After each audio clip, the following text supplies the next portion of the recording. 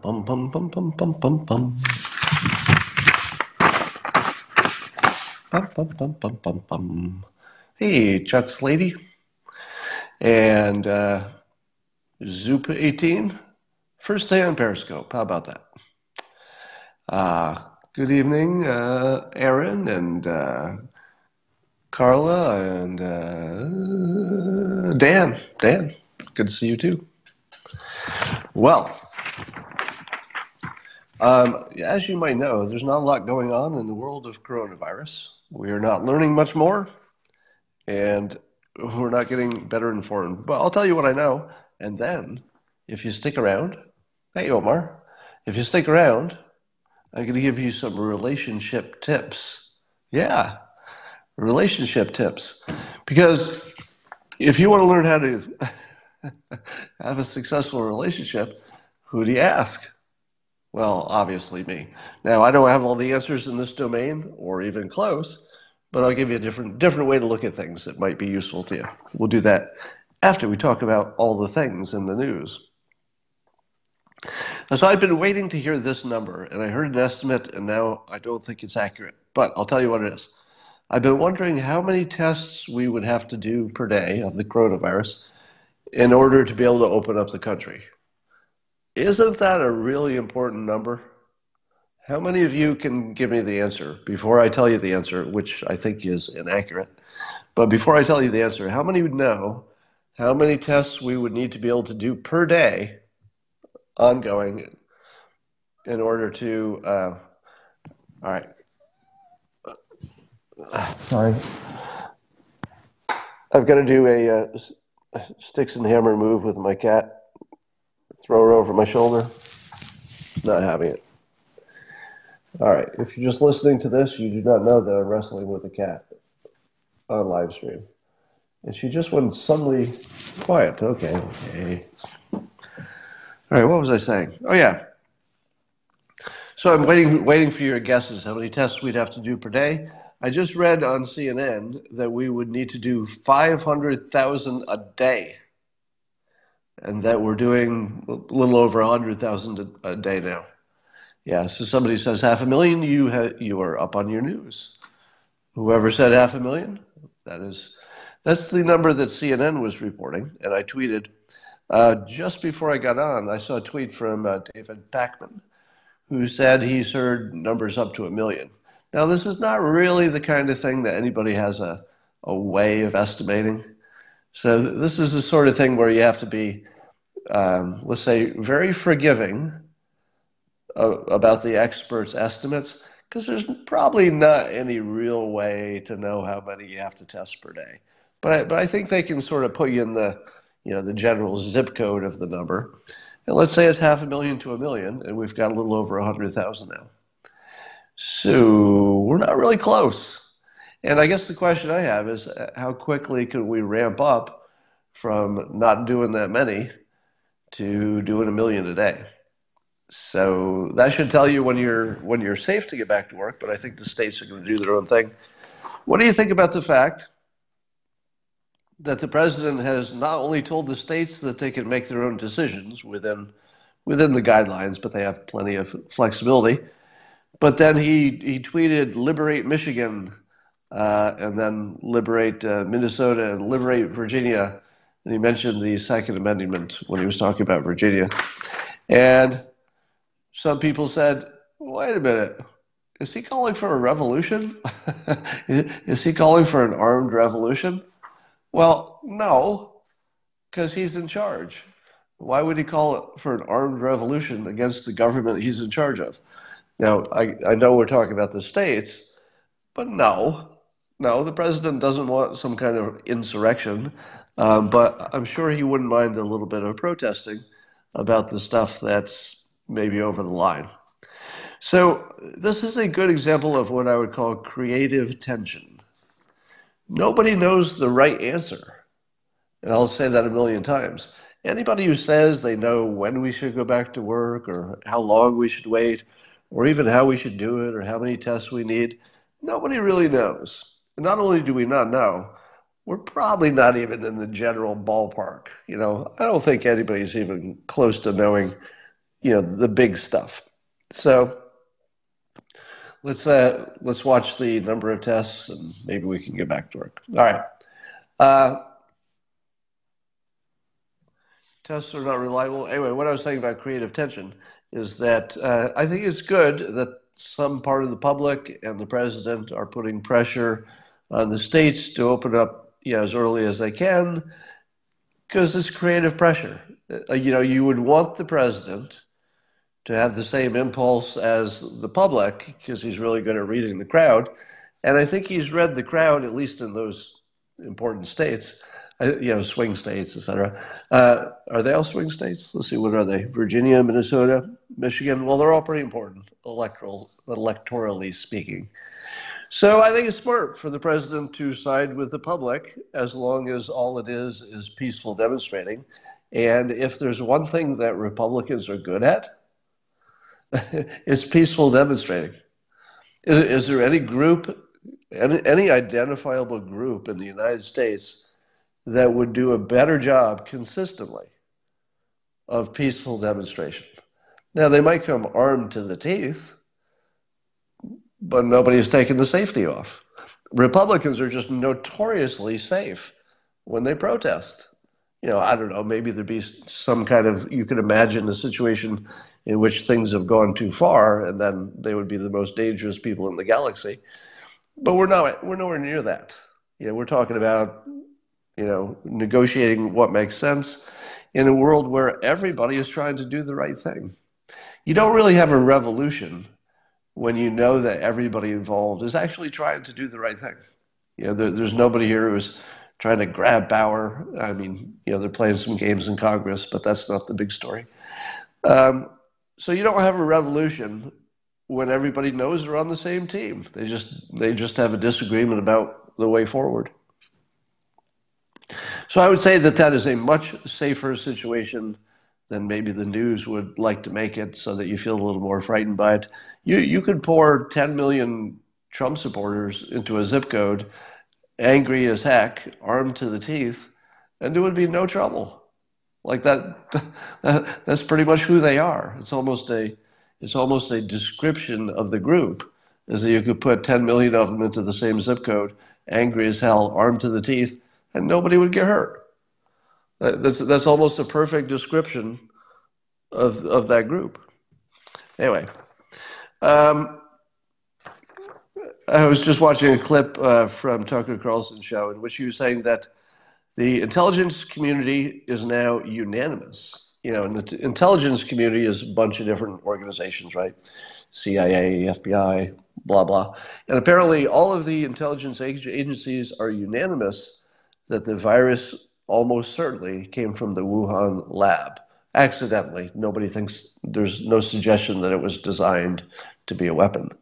Now, is there anything that you see wrong with the fact that every one of our intelligence agencies agrees?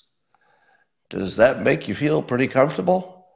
Because if there's anything that scares me, it's all the intelligence agencies agreeing.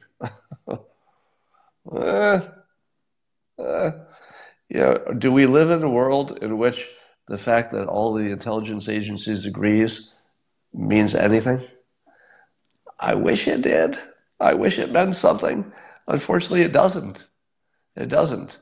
Now, I'm not saying that they're wrong, because how would I know? I'm just saying that I don't know if it's sad or it's fortunate. I can't even tell if it's good news or bad news. But I can tell you that I personally put no stock in the fact that all of our intelligence agencies, it's the all 17 agencies again. I put no stock in that. I give no credibility to the fact that our intelligence agencies are unanimous. None. Not even a smidge. Now, do I think it came from the lab? Yeah, probably. I think it probably did. But I don't need the intelligence agencies to tell me that. If it's true that they didn't have bats there, and it's true we've heard these stories about the intern, and it's true they do that work there, 2 + 2, you don't have to be an intelligence agency to put that together, I don't think. Now, of course, you can't be 100% sure, but I think it's pretty close to 100. All right. How many of you have taken the opportunity of this forced time out to improve something? I've asked this before, but I like to ask at least once a week. How many of you have done something that was sort of long overdue to build a skill, to maybe look into another career, to improve something about yourself? In the comments, give me some sense, just in a sentence. Did you lose any weight? Did you learn a thing? Did you make any improvement in your life because you had time? So there's a little delay in the comments, so it'll take me a while to see those. So I'll tell you that in my case, I think I've lost several pounds. I'm in great shape, eating better than I've ever eaten before. I've, completed 2 projects business-wise that were really important to me. You'll hear more about those in a little while.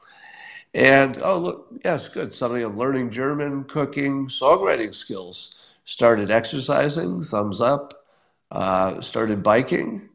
Built a picnic table, core strength, better throwing tomahawks. Learned to weld. Moved his tapes to files, computer programming, automating stuff, writing a book, security and certification. Good. That's a good thing to have. Learning sign language. Doing a lot of artwork, learned to quote. Oh, this is amazing. I am so proud of all of you. You read my book, Loser Think. Thank you. Exercise, quit smoking, 45-minute walks. Good for you. Look at all these people losing weight. I'm very impressed with all of you, really. I learned chess by app. Reduced material possessions. Well, okay, that probably wasn't your choice. Building a doghouse for the neighbor. That's nice too. Improving on-camera skills. Better biceps. Decluttered, walking, the William Hoff method, bike riding. Wow. Quit opiates? I don't know if that's real, but if you did, you have my respect, because I know how hard that is. Gained weight, laundry is piling up. Well, it's not working for everybody. 250 push-ups daily. Wow. Writing a song, building a shotgun house. Oh, wow, I'm so impressed. Well, I thought what I would do today is add a little bit more to your success. So I'm going to teach you some relationship tips and tricks. So this is a new filter to put on life. I always talk about, reality being at least a little subjective in terms of how you experience it, and that you can change your filter and simply have a different subjective experience if you learn to do that. So I'm going to give you another filter, and really learning to do it is just being familiar that the filter exists. You don't have to try too hard. Once you've been introduced to a new way to look at things, well, it's just always there. It's just part of your toolbox. So I'm going to add something to your toolbox. And it starts like this. Let's say you want to impress a mate. I believe that just about everything that we do in this world is somehow related to the mating instinct. Now, of course, this isn't me saying this alone. This is, I think, very similar to what biologists and evolutionary biologists especially would say. They would say that pretty much everything we do is some kind of a signaling or preparing for or because of our mating instinct.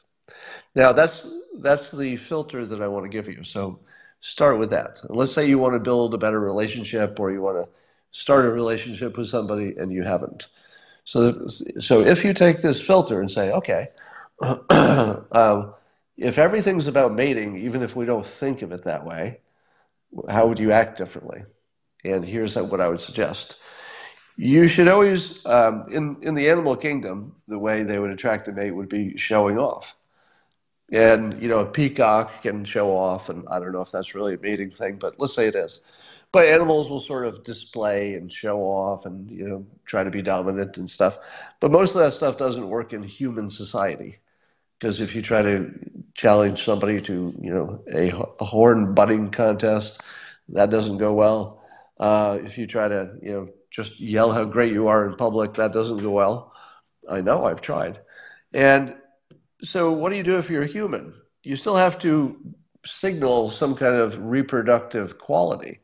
And here's what I suggest. You should find something, or ideally more than one thing, that you can be unusually good at. And it should either demonstrate that you're smart or strong or talented, athletic, anyone musical, any one of those talents or skills or qualities. If you can figure out how to hone any of those, starting with whatever you're good at, but see if you can become really good at something just by brute force and practice. And then you have to figure out how to broadcast it. And that's the hard part.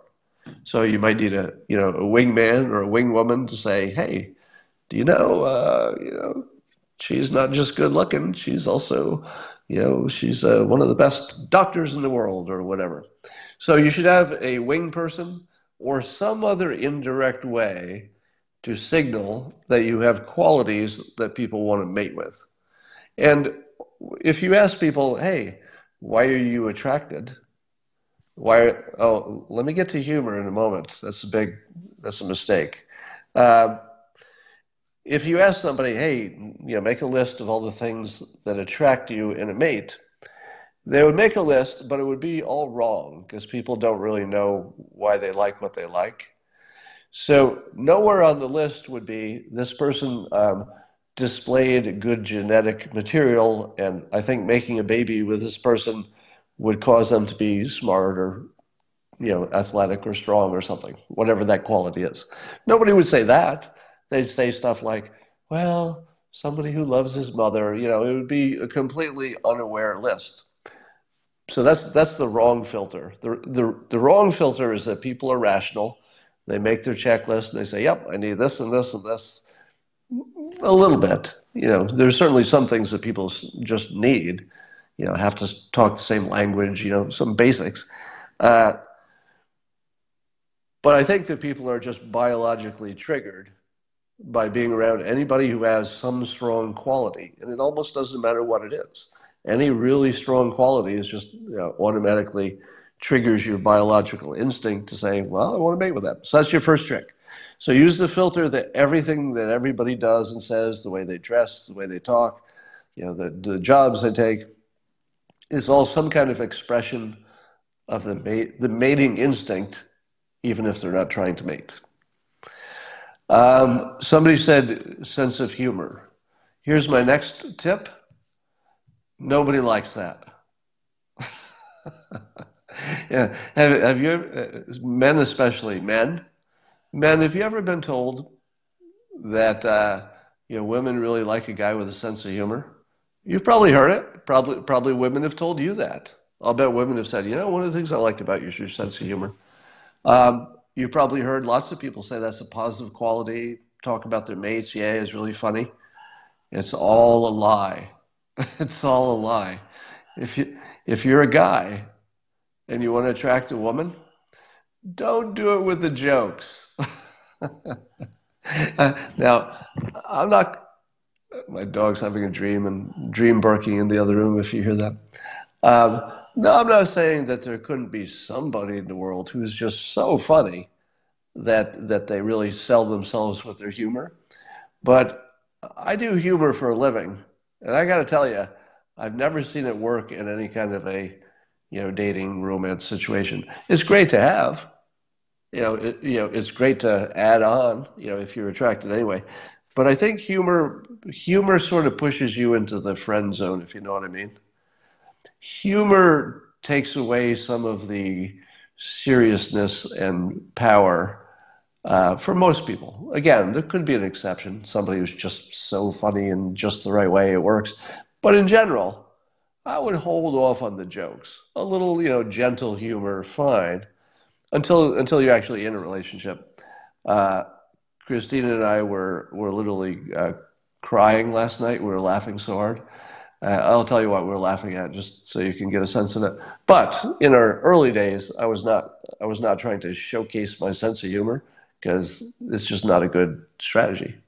Here's what we were laughing about. I was telling Christina that I would be immortal in the sense that once my physical body went, my mind would be uploaded into the cloud, which I mean seriously, and then eventually the technology would be such that I could appear as a hologram, and I would just sort of appear wherever she was in the future.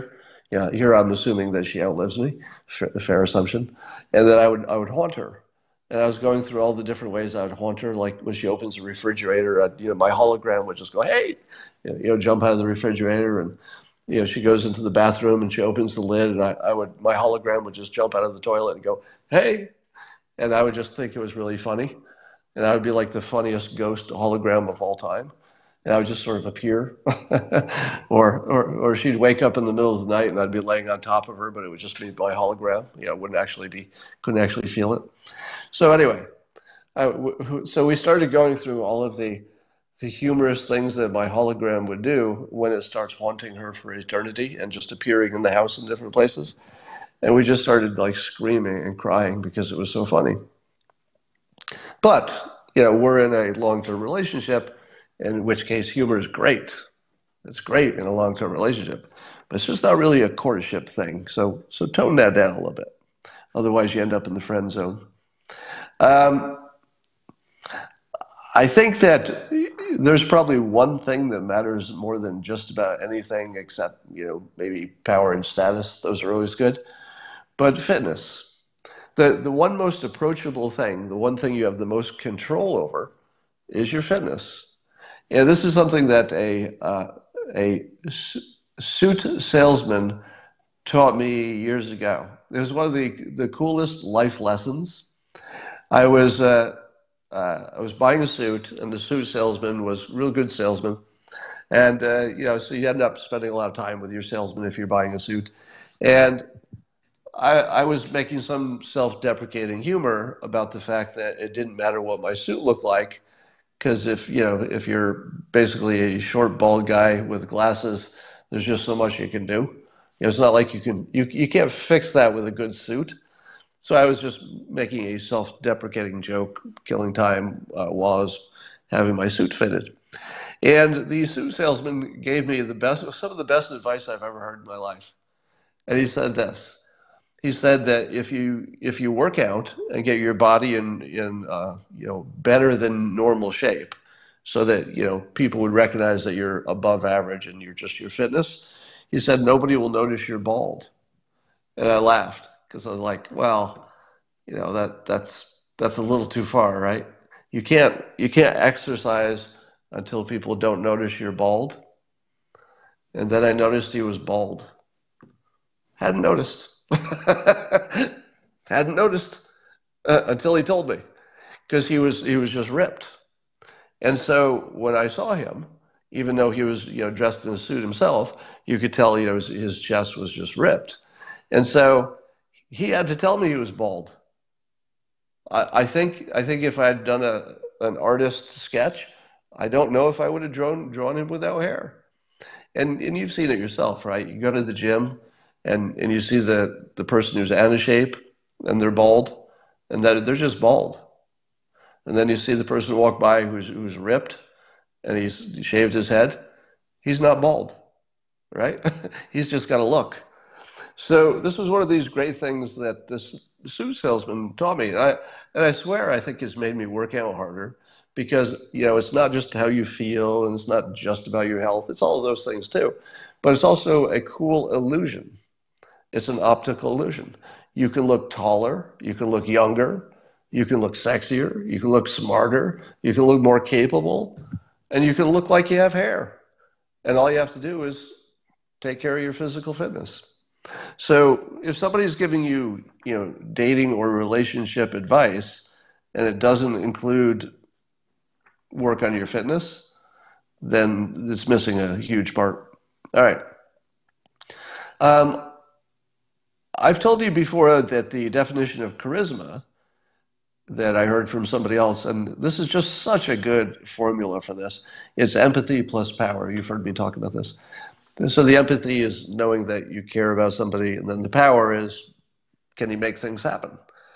Because if you're in a relationship, you want somebody who cares about you and also can make things happen. So you're looking for charisma in your partner. So if you're trying to be, look like a good mate, then you should look like you care. Ideally, you should actually care. it's better it's better if you actually care. But the reality is we all have to signal we care.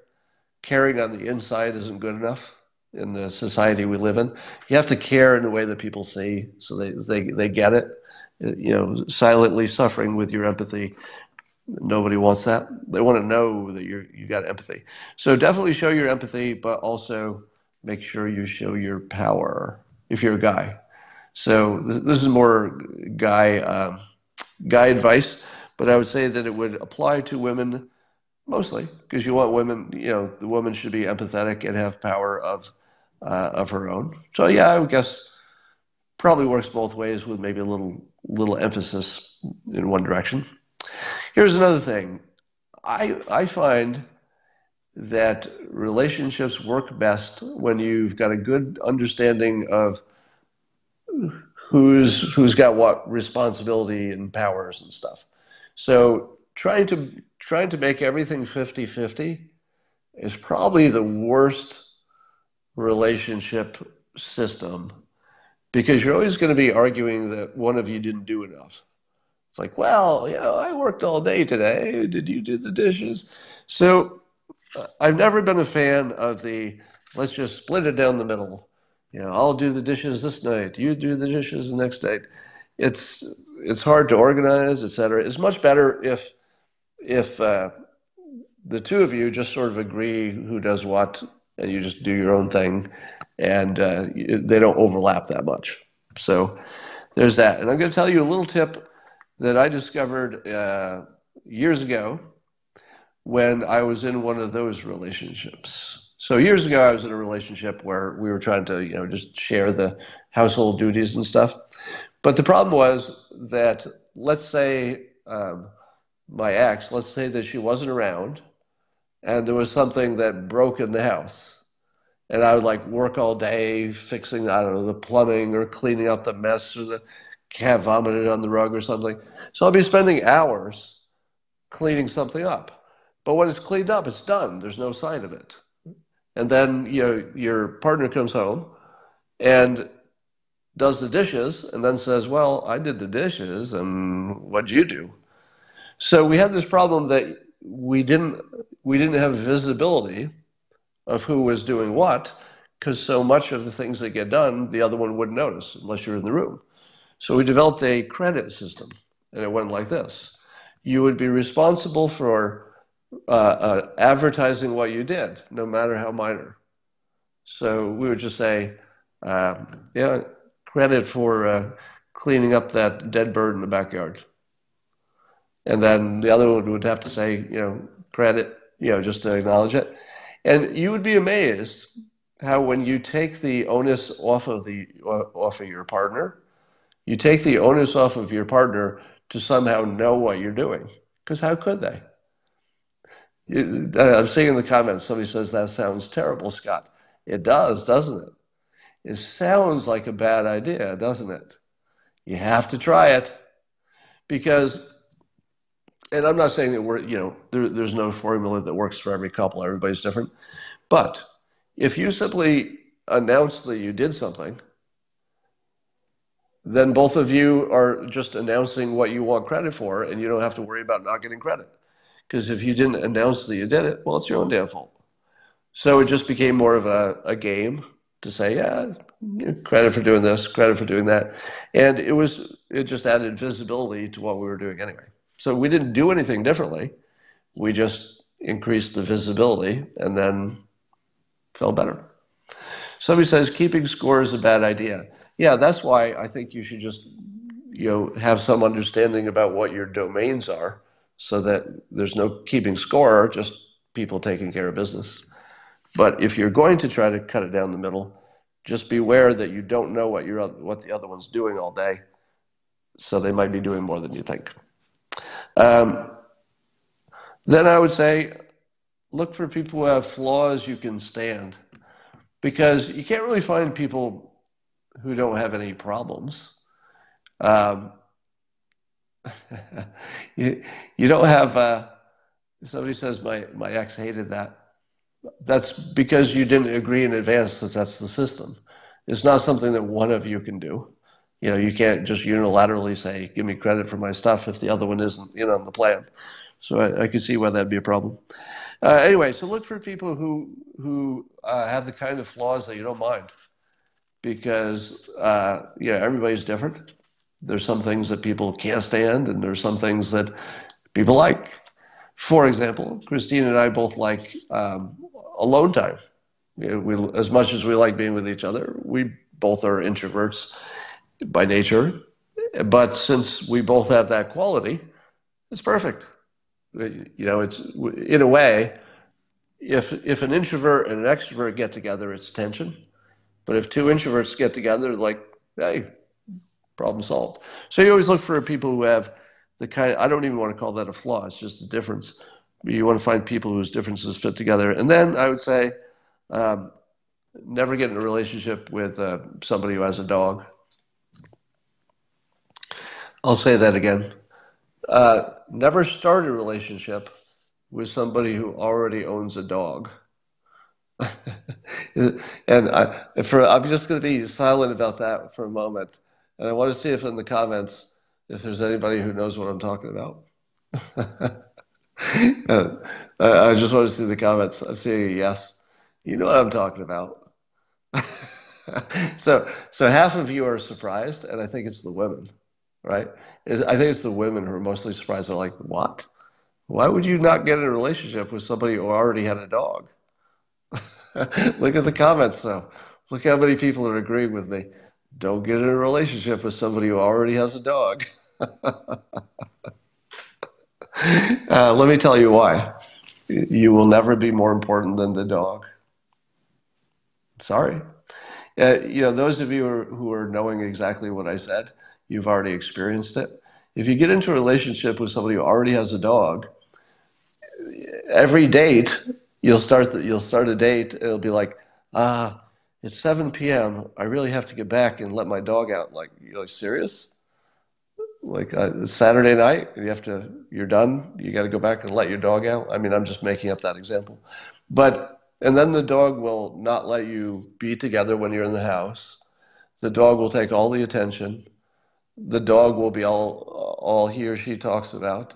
It just becomes about the dog, you know. So yeah, if the two of you get together and then you get a dog, well, that could work.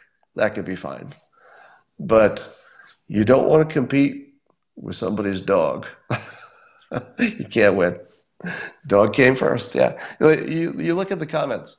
There are so many guys I know who got into a relationship with somebody who had a dog, and they thought, well, okay, on day one, the dog is more important than me, right? You know, on day two, sure, the dog is more important than me, and maybe first few weeks, I get it, you know, and maybe even for a few months, I get you've been with the dog a long time, so yeah, I get it in the beginning, the dog would be more important than me, but eventually, I'll make up the difference. Eventually, I'll be more important than the dog. Nope. No, that's not going to happen. All right. What about parents? I don't know. I haven't experienced the parent situation. What if both have dogs? Well, that could work a lot better.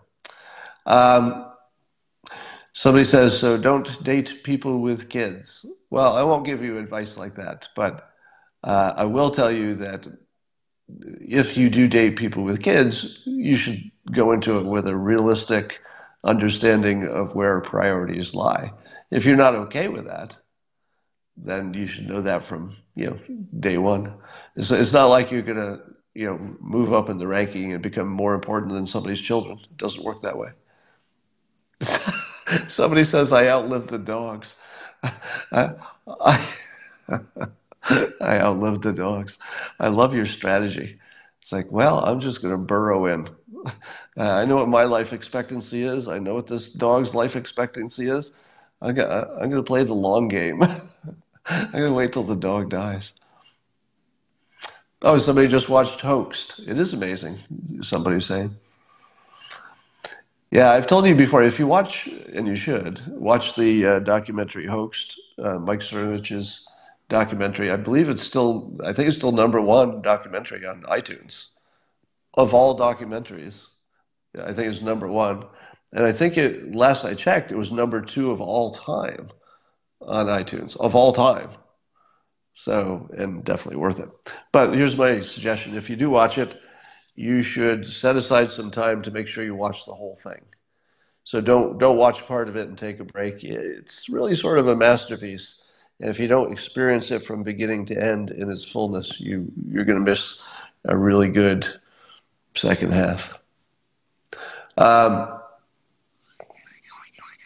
outliving the kids is bad strategy. Yeah, that's probably bad strategy. If you do move up and outrank the kids, run. Yeah, yeah, you don't want to win that contest, right?